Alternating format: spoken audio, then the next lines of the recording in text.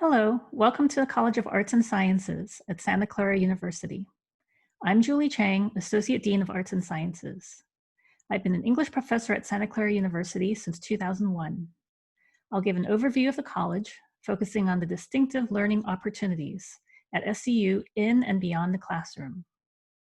I will start with a snapshot of the College of Arts and Sciences, as well as a brief overview of the kinds of departments and programs in the college. As you watch this presentation, I'd like you to think about how you or your student can make the most of the opportunities that SCU has to offer. You'll hear about student projects and college events as examples of how SCU fosters learning for a 21st century world in our curriculum and in co-curricular activities.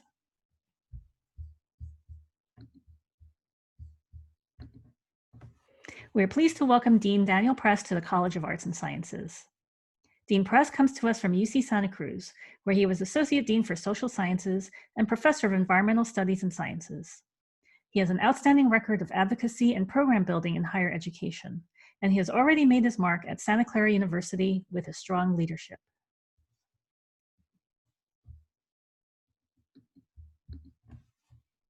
The College of Arts and Sciences is the heart of Santa Clara University and home to the programs traditionally associated with a liberal arts education. Interdisciplinary teaching and research, and educating the whole person are truly hallmarks of a Santa Clara experience. This education begins with an innovative and engaging core curriculum. It continues into our majors as well. Study in the creative arts includes courses offered by studio art, music and theater and dance, as well as the creative writing program in the English department. We can see in the top picture a course taught by Professor Bruno Ruviaro, in which he leads a laptop orchestra, an innovative musical ensemble using cutting-edge technologies. The Dessessé Museum offers opportunities for student learning, such as working on and writing about art exhibits.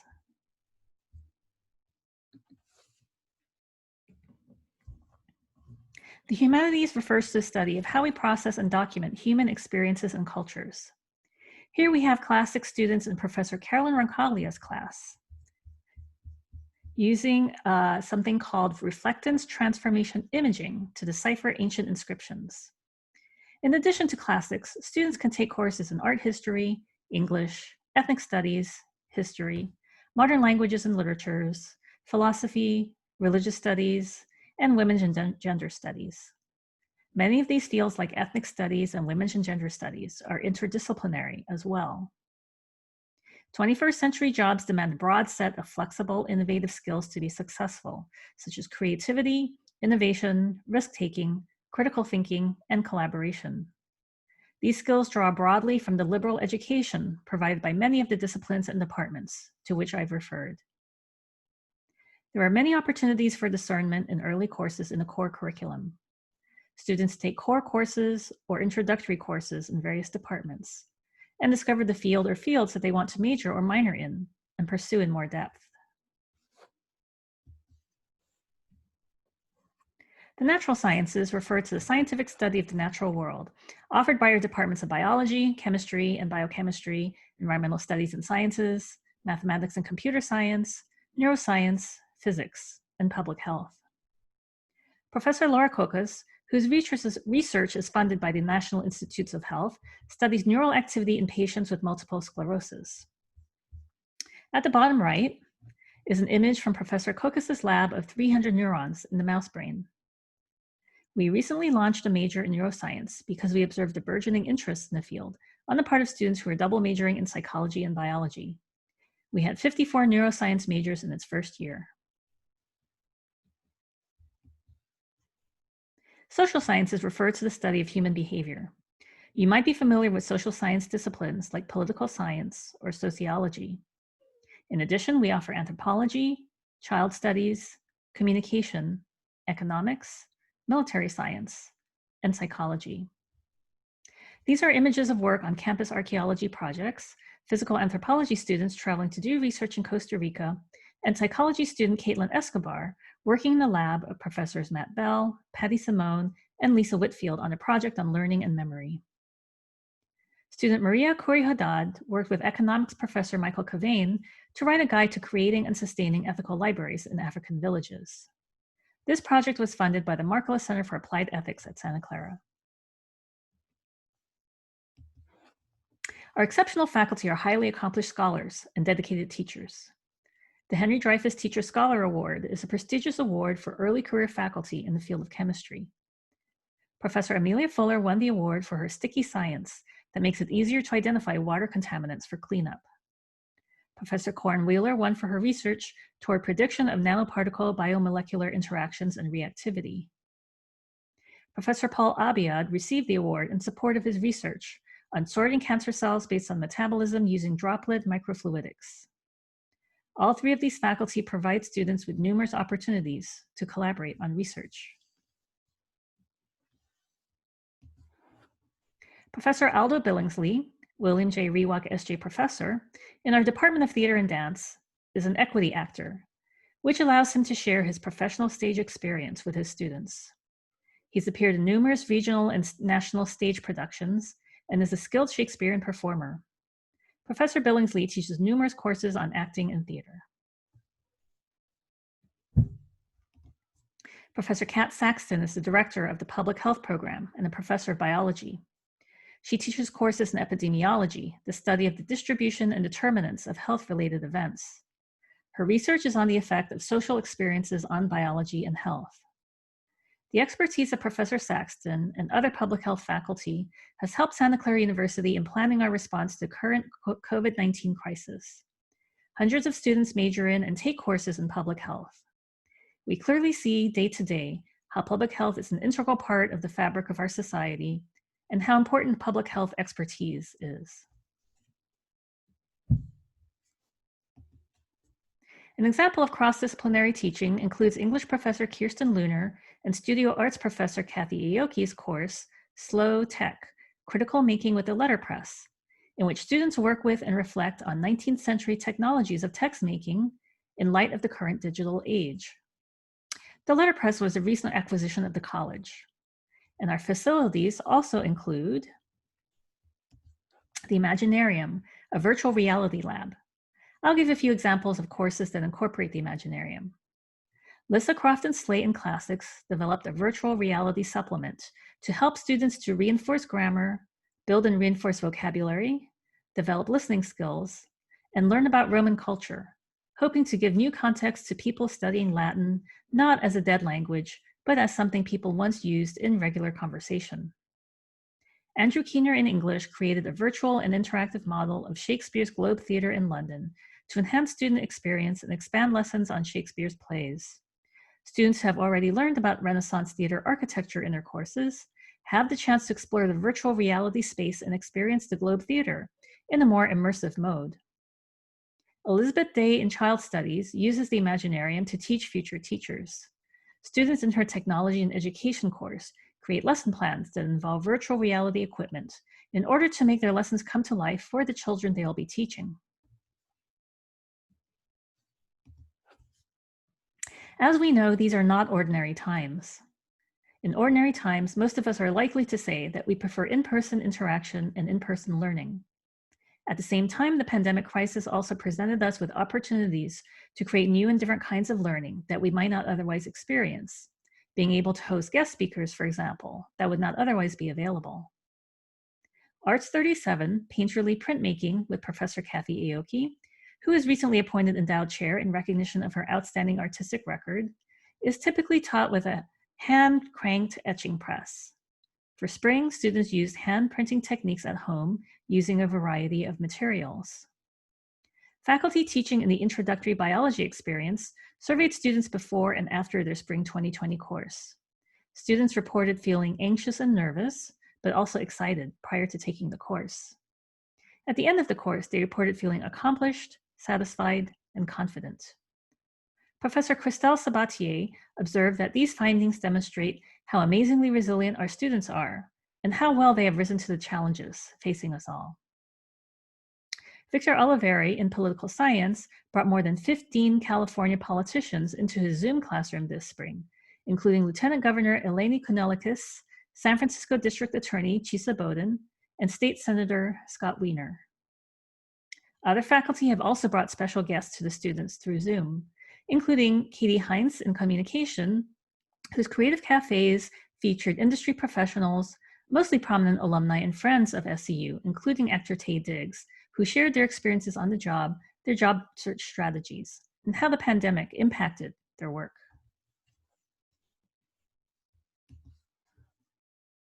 Originally planned to be performed in person during spring quarter, the play The Revolutionist was altered to a virtual format due to the pandemic. Directed by Professor Michael Zampelli, it was performed live on a Saturday and Sunday in May and was very well received by virtual audiences. Trisha Creason Valencia had her spring introduction to digital filmmaking students, including Gabby Malnati, a student in communication, recreate classical art using objects they had at home, a project sparked by a challenge from the Getty Museum in Los Angeles and the Rijksmuseum in Amsterdam.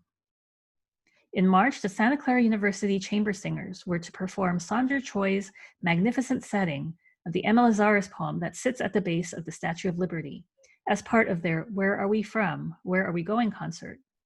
While the original plans for staging this concert were canceled, the choir felt the piece was too important not to perform, and so they created a virtual version as their final project of the 2019-20 academic year. The Center for the Arts and Humanities established a blog last spring in which faculty responded to the pandemics of COVID-19 and racial injustice. This fall, they hosted, along with the Bannon Forum, a series of panels and exhibits on these twin pandemics, featuring the expertise of faculty from across the university.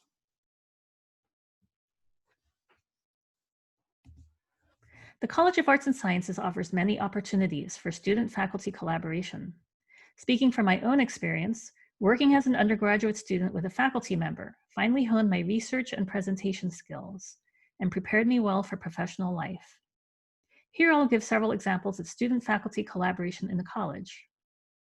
Iris Stewart Frey, an environmental studies and sciences professor, together with students Jackie Rogers and Anne Graham, published a paper on disparate impacts of the recent severe drought on environmental flows and water supplies in Central California. On March 6, Kirsten Luner in English and Dana DeSopo co-presented their paper, By a Woman in Red, Anne B. Points and the Blush of the Page, at the 28th Annual British Women Writers Conference. 11 SCU physicists attended the 2019 American Physical Society's Far West meeting at Stanford on November 1st through 2nd. Senior physics major Kelly Fredette presented the research she did at SCU with fellow undergraduate Ricky Arnold and Professor Bachana Lamzadze in physics. You can see SCU's global engagement website for more information on study abroad. 75% of SCU students who take advantage of study abroad are from the College of Arts and Sciences. The Ignatian Center offers local and global immersion programs for students in locations like San Jose, Costa Rica, Kenya and Tanzania, and the Arizona border. Some of these programs are suspended for now, but we will return to them when the time is right.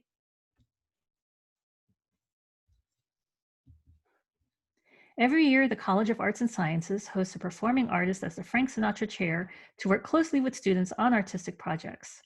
Past Frank Sinatra chairs include Anna Devere Smith in 2016-17, renowned American playwright, actress, and professor. The Silk Road Ensemble in 2016-17, a musical ensemble promoting collaboration among artists and institutions. W. Kamau Bell in 2017-18, known for United Shades of America, an Emmy Award-winning CNN program.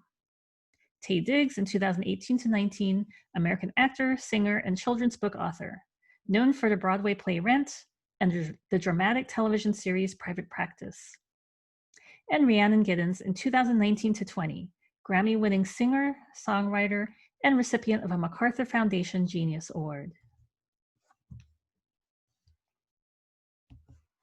I'll continue with some more examples of learning beyond the classroom at Santa Clara.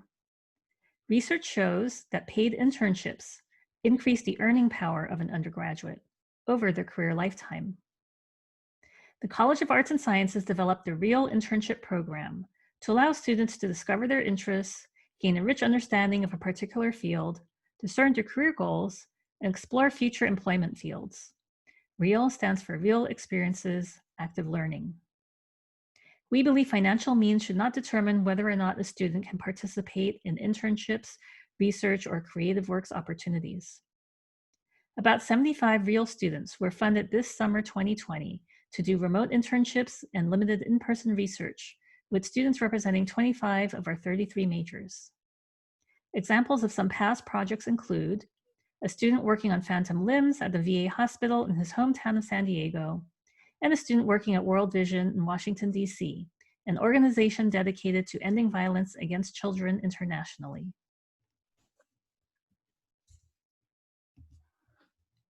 We were pleased to host some distinguished guests last year.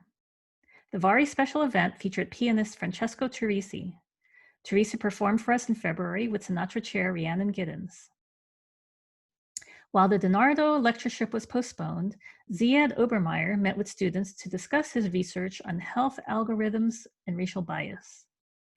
Last fall, our Deshane Evans visited campus, attending classes to interact with students, and completing a printmaking project with Professor Kathy Aoki.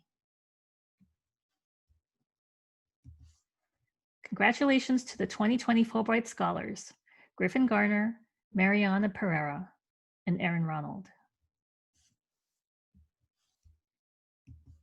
as well as Beckman Scholar Adriana Gutierrez Ramirez, Goldwater Scholar Max Bjorny, and O'Hare Fellow Erica Rasmussen.